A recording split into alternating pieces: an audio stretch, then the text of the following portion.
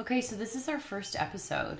It was very interesting to record our first episode. Yeah. I think. Maybe a little rough. Yeah, for sure. Yeah. For sure. Yeah, it's fun though. I think people will enjoy it. Yeah. It was nice to talk to each other and kind of pretend that maybe people weren't listening. Yeah, and hopefully we have listeners. Yeah. Yeah, I definitely said too much, which is Yeah. something you become painfully aware of when you record something. And I had a word that I was saying too much. Outlet. Yeah. Outlet is my word. Yeah. So, but it's honest and it's true to us. Yeah. So we hope you enjoy episode 1 of The Momsplanation. Hi, everybody. Please listen to my mommy's podcast. Okay. Hi, Emily. Hi, Christine.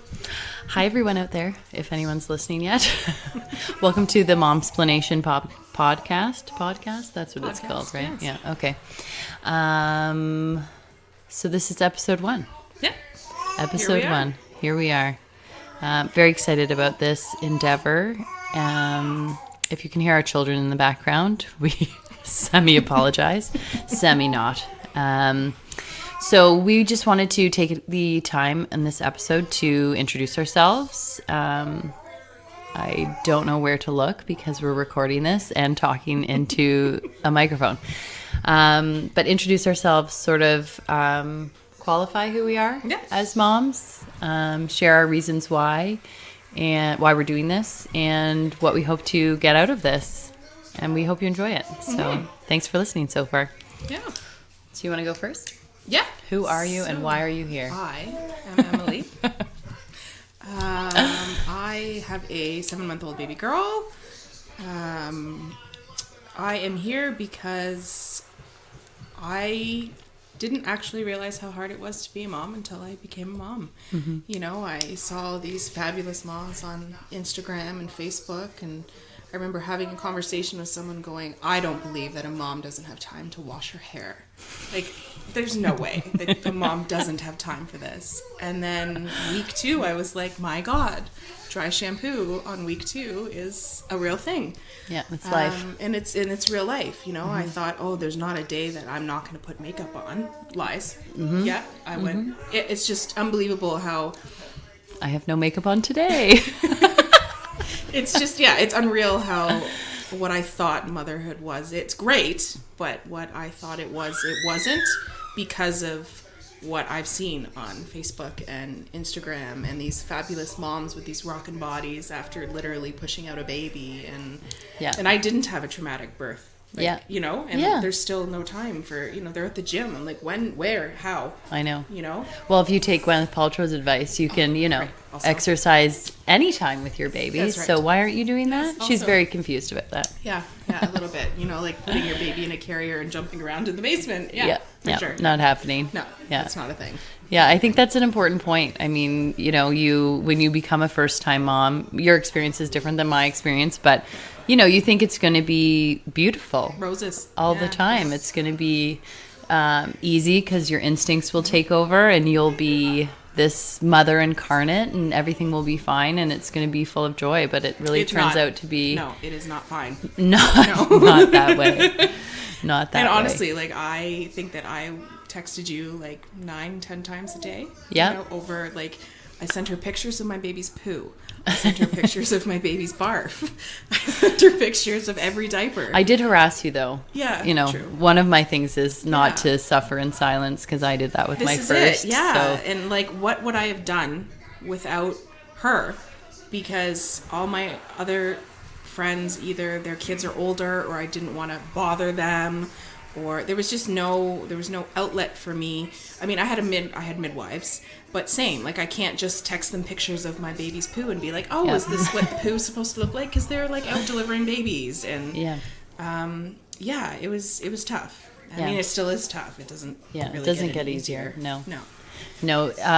My mother-in-law always says, "Bigger kids, bigger problems." Mm-hmm. She says that all the time, and it's very cliche, but it is very true. Real life. Yeah. So I have 4 kids, which Still, it's very weird to say. Just 4. There was a time when I thought after my first that I would only have one. Yeah. Yeah. Fast forward 10 years later, and I have 4. Yeah. So, a lot of people wonder how old I am, so I'll just say it. I'm 35, and I have 4 kids. I almost said 3 there, but I have 4. 10, 7, almost 2, and 4 months old. And I'm 36. She thinks. She's not sure. I think so. So the reason that I wanted to do this is after the birth of my 4th child, I started to experience this insane inability to cope with my life because he wasn't sleeping, because I was up all night, because I had 3 other children to take care of. And then mostly because of the expectations I had of myself, of who I was supposed to be or thought I should be as a mother to 4 children. And I wasn't able to fulfill that at all. I was failing in my mind. And so I started talking about it. I started getting desperate and going on Instagram and talking about how I was feeling and how I was struggling. And the reaction that I got from some people about the realness of what I was saying, it infuriated me, actually. So that's why I wanted to create an outlet with my best friend who's going through motherhood with me, for women to talk about things that are hard, not just as mothers, but as women, and things that are maybe taboo to talk about, things that maybe, you don't have an outlet to share, or a forum to really discuss it. So that's why I wanted to do this. That's why I wanted to go and embark on this endeavor with you.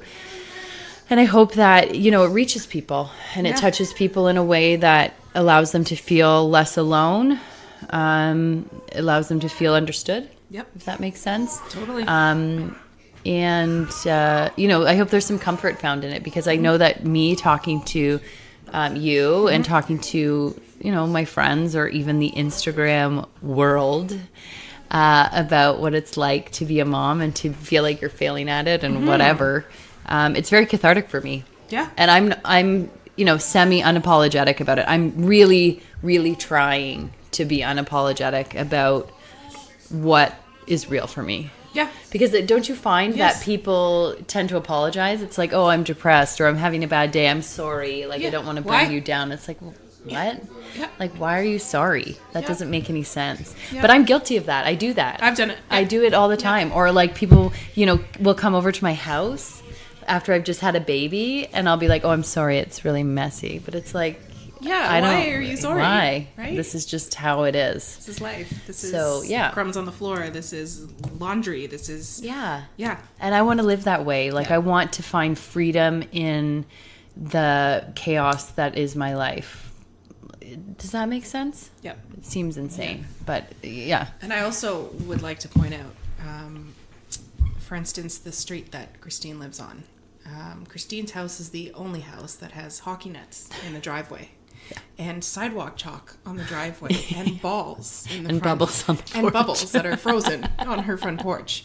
But it's like, it's that saying, your house is chaotic, but your house is chaotic because she's spending the time that she has, the free time that she has with her children, and they are outside playing, and she has toys in her front lawn. Like, when I see a bike sitting in a driveway, I'm like, oh yeah. That's a thing. People used to do that. Ride my bike to my friend's house and leave it in the driveway. And now you see it and you're like, oh, that's going to get stolen. Yeah. For sure. Oh, yeah. Yeah. It's like everyone's kids are, Correct. doing that. My kids are not doing that. And listen, I am not in any way superior to any other mother. Yep. I think it's so important to say that. My experience as a mother and the things that are important to me are not important to other people necessarily. And I'm totally open to that. And I think the biggest message that I give to every mother and anyone out there who's raising kids is like, they're your kids. You know what's best for them. Mom knows best. Always. You Mom just knows do best. what works for you. Yeah. And if it's, giving them that iPad for 2 hours a day so you don't lose your mind, then that's what it is. I swore I would never do. Right, of course. Like, everyone I'm like, does. Oh, I saw this woman, a naturopath, who 0 screen time until they're 2. And I'm like, yes.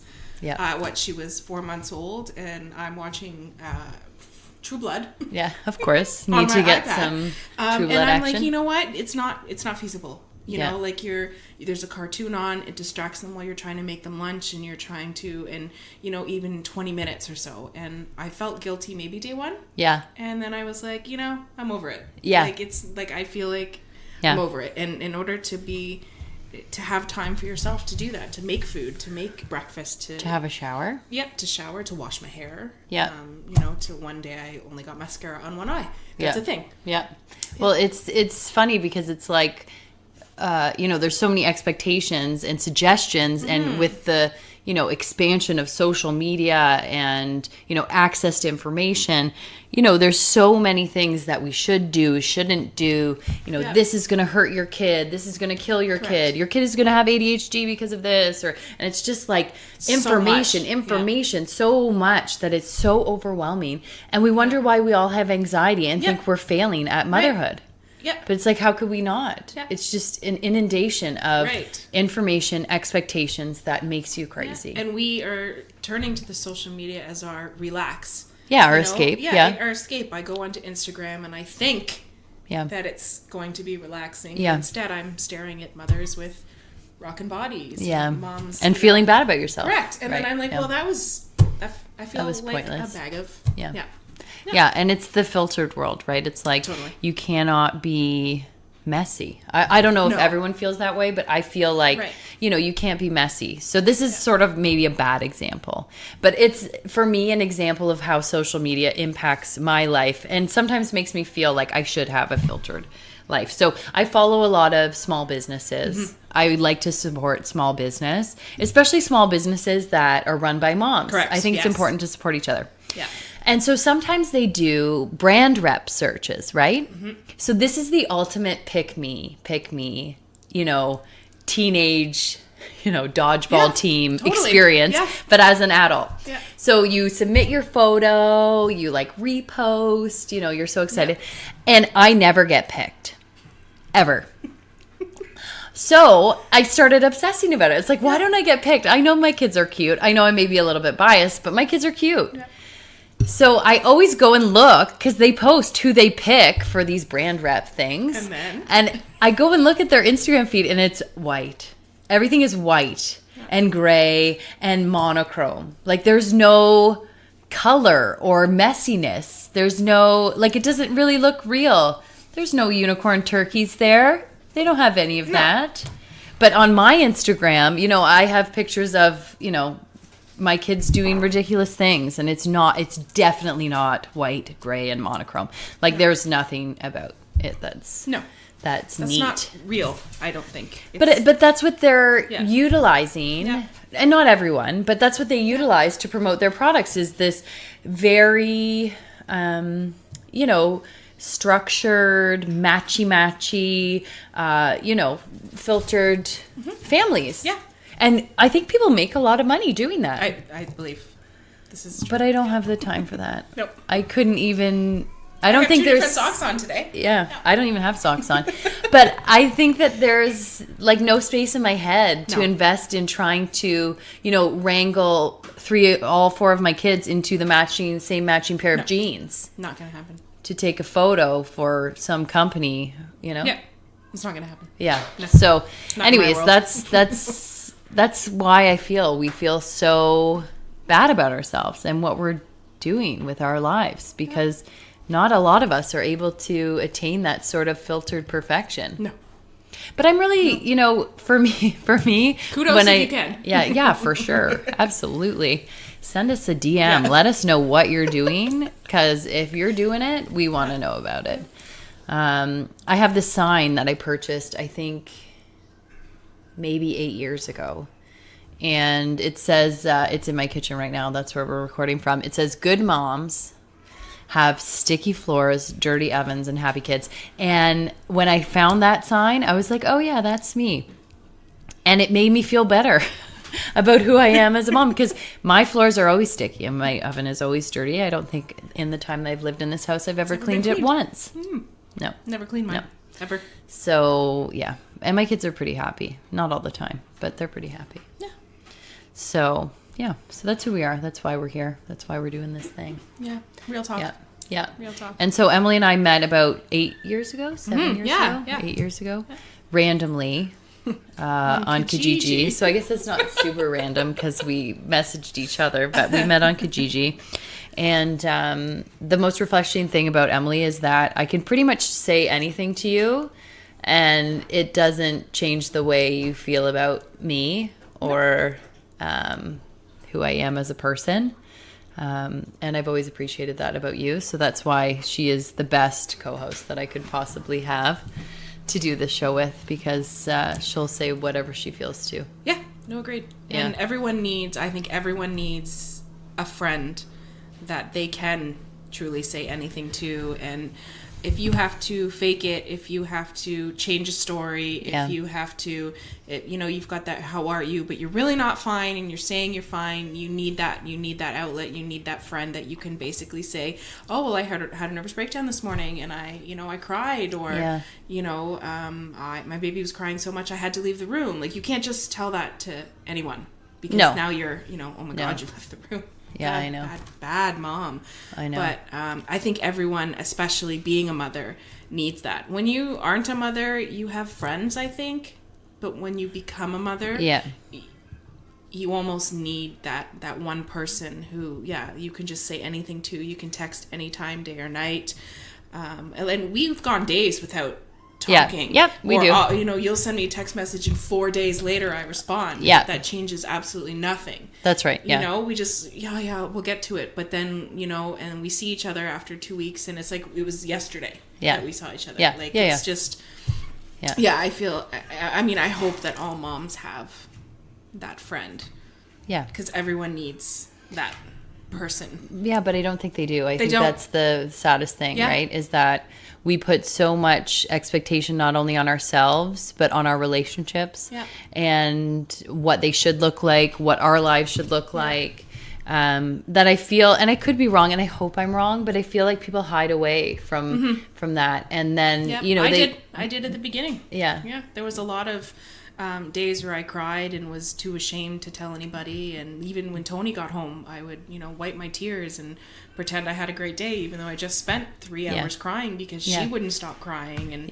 And then I thought, why am I being brave? Like, why am I doing this? And the second I told him what was happening, it was like, my God, how can I help? And then I'm thinking, well, why didn't I say anything sooner? Like, come on.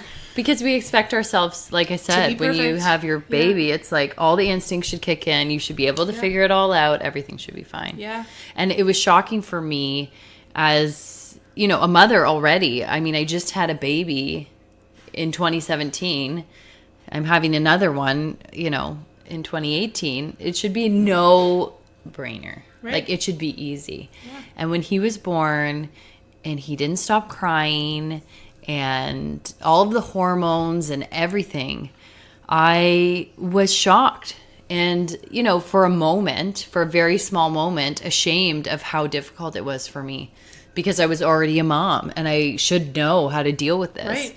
But, I decided very early on, like, I'm not doing this. Like, I'm not suffering. I'm not going to hide away from how hard this is. Mm-hmm. And like I said earlier, people were really put off by that. I got messages about, like, how can you record an Instagram story while your baby's crying? It's like, well, my baby always cries, so I'm asking for help. Right. And he's crying. And part of the reason I need help is because he cries so much. All the time. Like, so who are you to tell me, like, I'm doing something wrong, right? But I think because we shame and we judge and we shame and we judge, that women just don't say anything. And men too, probably. Yeah. I can't speak for men because I'm not one, but I'm sure that they do the same thing. I'm sure that there's, an element of shaming and judging that forces them to hide and not be who they are. And I think, speaking to Tony, people at work would say, how are you? Yeah. And he would just be like, oh, everything's fine. Yeah. Yet he went to work on 3 hours of sleep, maybe. Yeah. But they do the same. And I find men, a lot of them don't talk to each other. And there's probably a lot of men out there that feel the exact same way we did. Yeah. But they don't have the outlet either. Yeah. And men really suppress their feelings. And Yeah. I think at one point Tony said the same thing. Like, he has a brother he's really close to. But, like, how's the baby? Great. Yeah. You know? And no, she cried for 48 hours straight. No, like, we're losing our minds. Right. We cannot believe we Yeah. had this kid. Why did we Yeah. do this to our lives? Right. Like, what were we thinking? Yeah. Right. And there could be someone who goes, oh man, yeah, me too. Like, Yeah. But because they, again, maybe don't talk about their feelings, they don't really connect with anyone else either. Yeah. Yeah. Like, yeah. For sure. And we're hoping, fathers will listen in. And we are going to definitely have fathers as guest speakers because Yeah. we really want to hear what they have to Yeah. say. Cause Interesting. It would be very interesting for sure. I think so. So we should tell everyone that your husband is Tony. Yep. Yeah. Yes. So that's Helpful. who Tony is. He's not some random guy from down the street. And my partner is Daniel. And so when we're referring to those people, that's who they are. They're not just random dudes. But you're absolutely right. I mean, like Daniel, I talk to all the time about my feelings. I don't know how much he enjoys it because it's a lot, but he's very supportive. Yep. And, I often think I don't even know what his experience, other than living through it with him, was like, getting into a relationship with me at his age with 2 kids already and then having our 2 back to back. Yep. So That's gonna be it's fun. crazy. Yeah. So I had 2 kids before I met Daniel. I had my first son when I was 24 years old. I don't know. It was a very long time ago. I married his father, and I was just too young. I wasn't with his father for very long. We didn't last a year in our marriage. It was very bad. It ended very badly. But it was a blessing in disguise because it just was never meant to be. And then I had my daughter 3.5 years later. That relationship also didn't work out. I think we'll get into a relationship podcast at some point, and we can talk about all the reasons why I've had failed relationships. But Daniel came into my life at the perfect time, I think, for me. So. Yeah. And he is 8.5 years younger than me. He will say 9, but it's 8.5 exactly almost. So I will stick to that. Thank you very much. He's awesome. I think he's great, but I can't. 2 peas in a pod. Yeah, but I can't imagine what his feelings are about this whole thing. Excited. So I hope that having a podcast will reveal some other exciting things, other exciting tidbits. But if you're listening, our hope really is that you find something that resonates with who you are and what your life is, what's happening in your life, right? And find a space to express yourself. Yeah. Because I think that I have school-aged kids, obviously, and I walk them to school every day, and you interact with people almost on a surface level every day. It's like robotic. And a lot of people, when you're doing school drop-off, they're going to work. They're dropping their kid and they're going to work.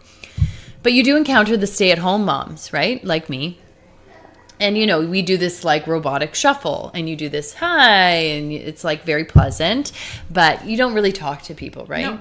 Well, after I had Forbes, it's like, everyone knew that I was pregnant. I've been going to this school for 5 years. Like, they know who I am. And, some of the women I see have kids in my daughter's class or my son's or whatever. And so they know who I am. And we've talked, like, done the hi, how are you, niceties.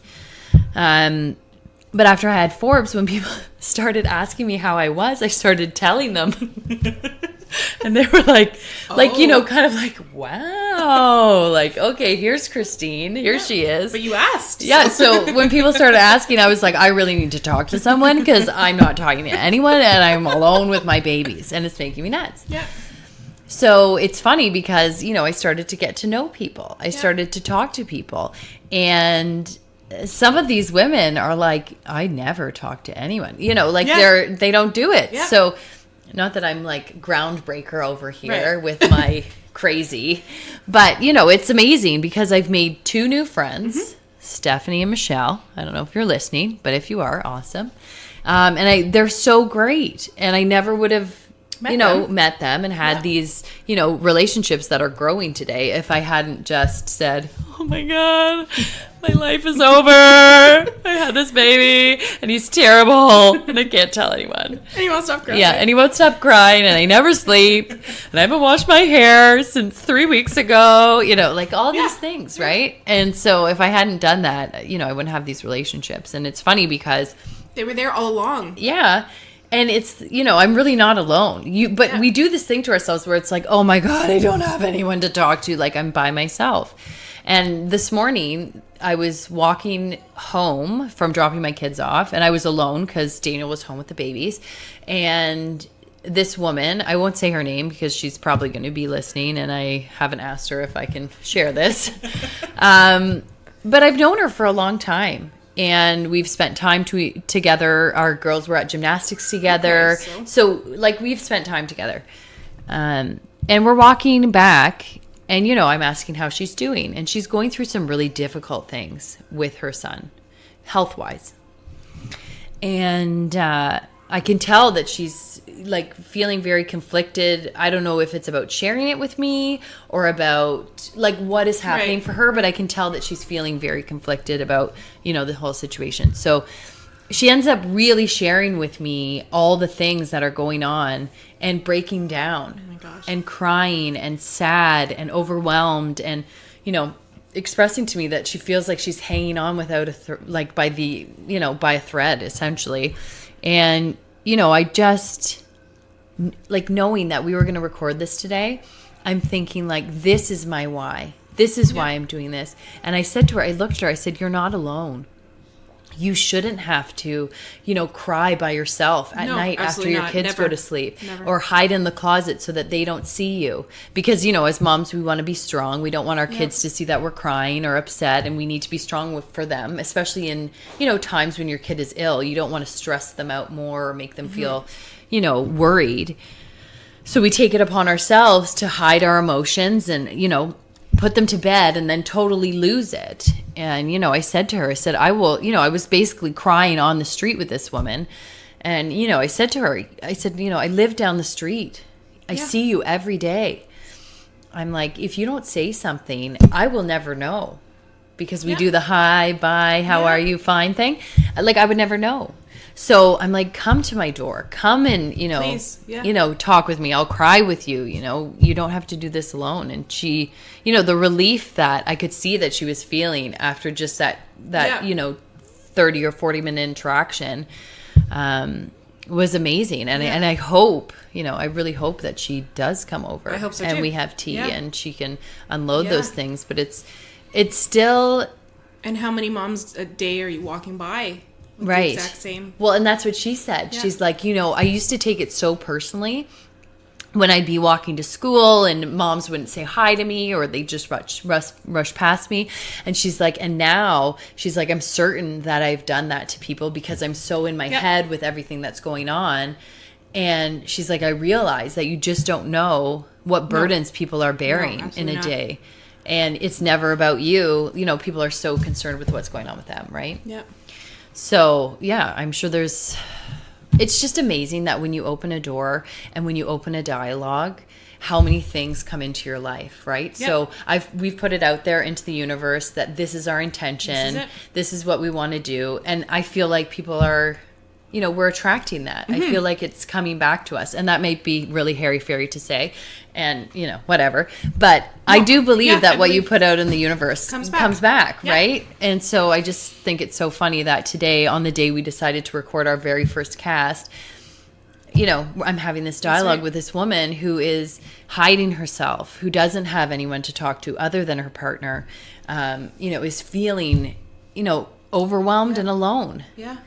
And I hope that, we can I'm really looking forward to this. I think it's gonna be amazing. Exciting. Yeah. I hope other people are excited. I know that I'm excited. I know Daniel's excited because we talk about it all the time. And I definitely know you are excited, but I don't know if anyone outside of these four walls today is actually excited about this. And I'm sure we're going to come back and listen to this one day and be like, what were we even talking about? Like, is this even interesting? No, it's just us sitting at your kitchen table talking about whatever. With unicorn turkeys. With the unicorn turkey, Yes. Yeah. Also, real mom life. Yeah. This is really my house, and this is really my I love it. unorganized corkboard. It's basically a corkboard of junk. Or, well, it's not really junk. My kids would be so appalled if I said that, because these are their treasures. That's right. So, we basically, what we do is we do a rotation. The unicorn turkey is obviously fabulous. So we've kept the unicorn turkey up for a very long time, since Thanksgiving. But we try to rotate the works of art that get put up there. My daughter is very adamant that hers are the best. So Caleb, he doesn't really get a lot of space up there. So Caleb is my oldest son. Mila is my 7-year-old daughter. Daenerys is my almost 2-year-old, which is crazy to think. Yep. And yes, I named her Daenerys after the character in Game of Thrones, just in case you're wondering. And my baby is named Forbes, not after the magazine. Which is a great magazine. Yeah, and if he's in it one day, I will have done something right. That is for sure. But no, that's a family name. That's Daniel's middle name. He's the 8th Forbes in the family. So yeah. And her daughter's Evangeline. So, just saying all these things so that when we start saying people's names and you're like, oh, what? Who's that person? Like, I don't know who that is. We hope you listen that long that you hear all these names, right? So in the next, I don't know, few months, we'll have more episodes. Yep. Our intention is to have moms and women that are interesting. Yeah, we've got moms with amazing stories. Yep. We got a lot of exciting stories coming out. So many. Yeah. Oh, I can't even. Yeah. And we're going to do more with just each other, talking about, things that are relevant to us. Real life. Relationships. Diet. Yes. It's one of Emily's favorite topics. Huge. Yes. We'll try not to be preachy on that one. Yes. Maybe. But yeah, diets. I love Maybe it. Not. I became a vegetarian 6-ish years ago, and I've been vegan 3 years. And honestly, I still remember the day. I know what you're going to say. Texted me. Yeah. And was like, I need you to come over and help me clean out my cupboards. I want to try being plant-based. Yeah. And I put down the phone and was like, yes. Yes. And honestly, if you're vegan and if you're listening, that is one of the biggest moments when someone says, show me how or tell me how. Yeah. And I remember coming over here with a garbage bag. Yeah. And was like, this is garbage. And not only did I keep the vegan things, but just things that, like, when you become vegan, you also realize, the garbage. Of processed food. Yeah. Because the two end up going in hand. I never meant it to be, but it's just the way it is. And I think we had a garbage bag full. Yes. Maybe? Oh yeah. Maybe more than one. Yeah. And it was the best. And I think we spent like months texting back and forth. Oh my gosh, have you tried these? Have you tried those? Yeah. So technically your last two are plant-based. So Daenerys and Forbes are plant-based babies. Yeah. Evangeline is plant-based. Our houses are plant-based. Yeah. We could go on forever about and we will. There will be a podcast about that. Yeah, and of course, if you guys have questions about it, when we hear it all the time. Our parents, unfortunately, are old school. Think that what we're doing is wrong and unethical. I had a complete stranger tell me one day that he was going to call CAS on me. Because I was raising my child on a plant-based diet, and I happily Googled the phone number and gave it to him and said, there you go. And here's my cell if they want to call me back and we can have a meeting. Surprisingly, no one called me. No, of course not. They don't have time for that. Yeah, so imagine that. But yeah, that's also something Christine and I have in common, and I think we're passionate about too. And I find the younger generation is more on board. I think they said 2019, that's going to be like the biggest. Yeah. I don't want it to be, so a lot of people think, especially my, some people in my family think that veganism is a fad. Mm-hmm. Yeah, are you over it now? Are you over it yet? Yeah. Are you still? Yeah. You still? Yeah, Daniel's family too. They're like, is this still a thing? And it's like, yeah, it's not a fad. I don't know if 2019 is going to be the year of the vegan. I don't really know. And when we have a podcast about it, we'll share with you, what our reasons are and things like that. But I hope it's not a fad. That would be terrible. Mm-hmm. I'd really hate that, actually. Mm-hmm. But we'll talk about things like that. So, and then we'll, like Emily said, we'll have guests on that have amazing stories. And, I think that in everyone's story of life, there's something amazing in what people have to share. And I think that is our biggest goal, is to share things that are relevant. Yeah. We want the world to hear it. Yeah. Yeah. So, to leave it off without sounding redundant or throwing anyone under the bus, I didn't know anything about podcasts, really. No. And I still don't. I'm not an expert. Like, this is like, we're in my kitchen. We have this microphone that's here. We're taping off of my... Thanks, Amazon. Yeah. We're taping off of my iPhone, which is great. It's the newest one. And it's very fancy. I still don't know how to use everything on it. But... I'm not an expert on podcasts. I don't know anything about them. I literally just started listening to podcasts 4 weeks ago. Yeah. I knew they were a thing, but there was no time, Yeah. Like, literally no time. But I got earbuds and lay in bed, and but it's interesting, quite right? relaxing. Yeah. So I found out about podcasts. I don't know if other people do this. I don't know if you do this, but I do a little bit of like lurking people that really irritate me on Instagram. I don't actually follow them, but for some really ridiculous reason that I don't even know what it is, I look at their Instagram feeds sometimes just to look. I don't know why. They piss me off, but I just look. Mm-hmm. So I was doing that one time to this specific wife of a celebrity who really irks me. And I was doing it, and she was being featured on a podcast. So I was like, oh, what's this about? What is this podcast thing? And so I started listening to it, and it, to me, was infuriating because essentially she was talking to this woman who was hosting the cast about what it's like to be a mother of 4 and how, like, how you do that and how you stay in shape and how you take care of 4 kids who are under a certain age. And I was infuriated because it was so non-relatable to me because of her situation. So her situation is that she's very wealthy. Her husband is an actor. She has, nannies, people who cook food for her. There are assistants. There's, all these people in her life that work for her and enable her to sleep, exercise, shower, all these things that for me are not possible. Yeah. I had my first shower in 3 days last night because I knew you were coming over. Oh, smell great. Thanks. So, that's my reality. And I just felt like what she was saying was so unrelatable to most of the population. No. And maybe most of the population, maybe I'm the weird one that doesn't shower for 5 days or 3 days.